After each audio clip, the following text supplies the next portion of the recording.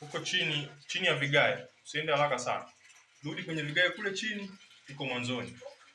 Hapo kwa chini kaza mkono kidogo. Huko panakuwa na uchafu, panakuwa na weusi. Kwenye vigae hapo, hicho kigae cha juu hicho.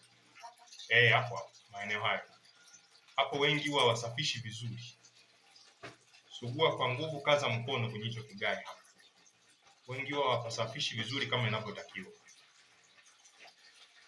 Hivyo vigae vya juu hivyo. Dini hivyo vigae vya juu. Sio chini, hapo. Yes, namna hiyo.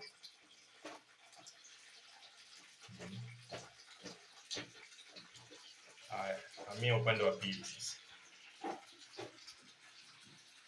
Kuanzia juu unakuja chini.